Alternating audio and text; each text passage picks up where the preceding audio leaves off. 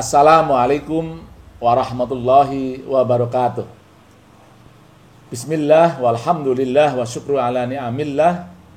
Asyhadu an la ilaha illallah wahdahu la syarikalah wa asyhadu anna sayyidana Muhammadan abduhu wa rasuluh. Allahumma sholli ala sayyidina Muhammadin wa ala alihi wa sahbihi ajma'in. Amma ba'du. Para pemirsa yang berbahagia, insyaallah pada video yang singkat ini saya akan menyampaikan satu hal tentang i'tikaf. I'tikaf adalah berarti menetap atau perbuatan menetap. Dan i'tikaf ini terbentuk dari kata kerja bentuk lampau atau fi'il madhi, yaitu i'takafa. Yang kemudian kalau dibikin fi'il mudhari' menjadi ya'takifu. Adapun orang yang melakukan i'tikaf adalah mu'takif. Para pemirsa, kalau ditinjau dari makna syariat, maka i'tikaf adalah perbuatan menetap yang dilakukan oleh orang khusus, menetap di tempat yang khusus untuk niat yang khusus atau dengan niat yang khusus.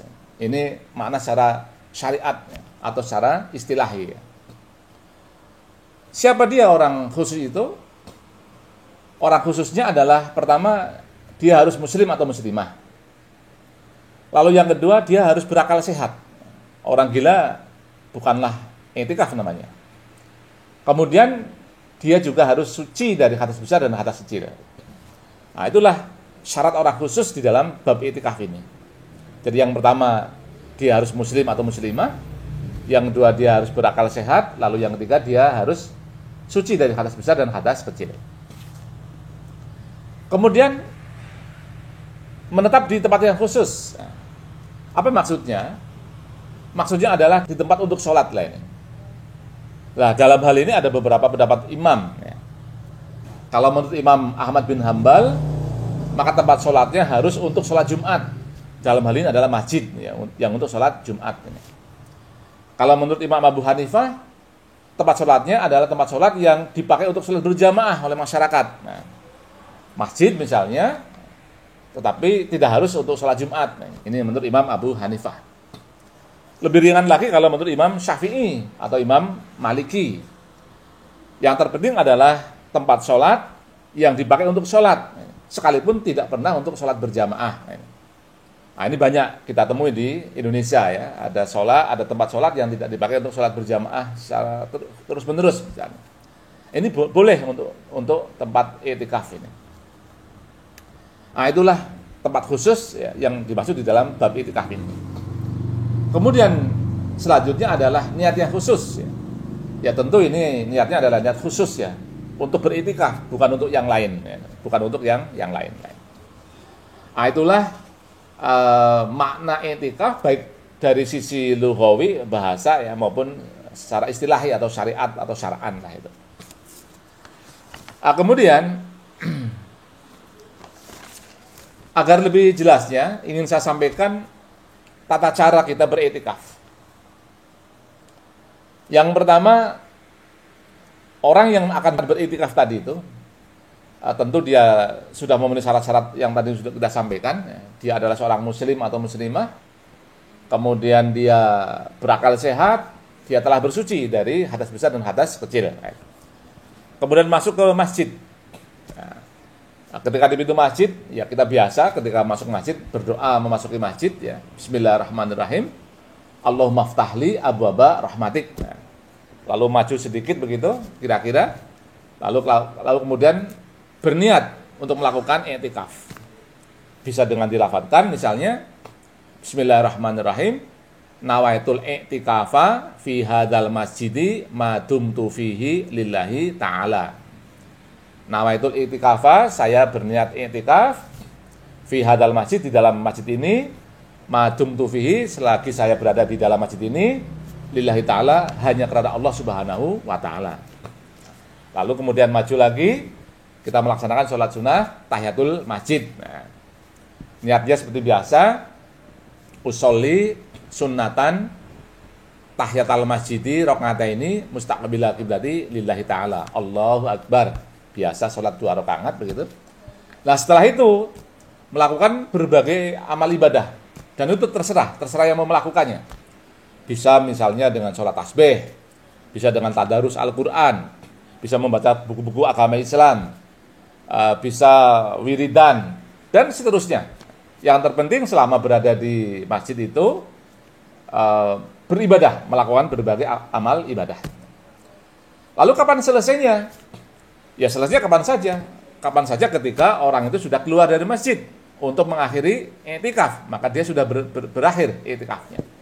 Tapi kalau keluar hanya untuk mengambil minum, tidak berniatan untuk mengakhiri i'tikaf, maka dia belum berakhir i'tikafnya. Dia keluar untuk berwudu karena dia batal, maka dia belum berakhir i'tikafnya. Jadi selesainya i'tikaf manakala memang dia keluar untuk mengakhiri i'tikafnya, itulah baru selesai i'tikafnya. Kemudian yang terakhir mau saya sampaikan, manfaat i'tikaf. Ada sebuah hadis Rasulullah Muhammad SAW yang berbunyi, man masya fi hajati akhihi kana khairul lahu min i'tikafi 10 sinina. Hadis ini didahului oleh sebuah ajakan untuk berbuat baik terhadap saudara. Ya.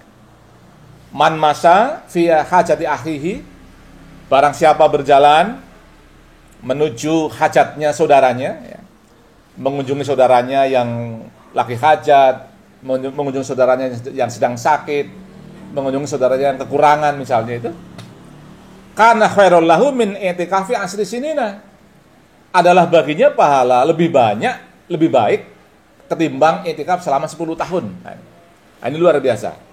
Jadi menyambung tali persaudaraan itu pahalanya lebih banyak kalau dibanding dengan i'tikaf selama 10 tahun. Kemudian dilanjut di sana, waman i'takafa yauman, dan barang siapa beriktikaf 1 hari, ya. Di sini tidak dijelaskan di hari apa, di bulan apa, tidak. Jadi 1 hari begitu. Masih sangat umum sifatnya. Ibtighu awajillahi azza wajal, dalam rangka mencari keridhaan Allah azza wajal. Bukan untuk yang lain, ya. Ja'alallahu bainahu wa bainan nar thalatha khonadiko, akan dijauhkan oleh Allah jarak antara dirinya dan neraka sejauh 3 parit, 3 jarak, ya. Kullu khondakin ab'adu mimma bainal khafiqaini, setiap jarak, setiap parit lebih jauh kalau dibanding dengan jarak antara langit dan bumi. Nah, ini luar biasa.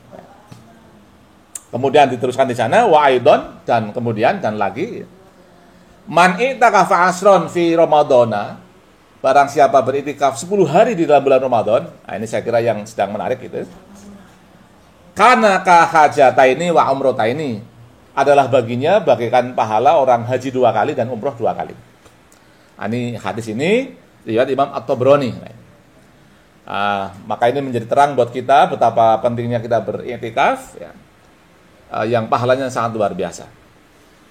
Lalu pertanyaan terakhir, kenapa masyarakat muslim ini kebanyakan cenderung untuk beriktikaf pada 10 malam terakhir bulan Ramadan? Ya tentu di samping banyak hadis-hadis yang mengarah ke sana, ya, memang Rasulullah itu sangat suka untuk beriktikaf, ya, fi asril awakhiri, pada 10 malam terakhir, ya, di bulan Ramadan. Ada juga sebuah ayat yang sangat tepat dengan hal ini, yaitu Al-Quran surah Al-Qadar ayat 3, a'udzubillahi minasyaitonirrajim, Lailatul Qadri khairum min alfi syahr.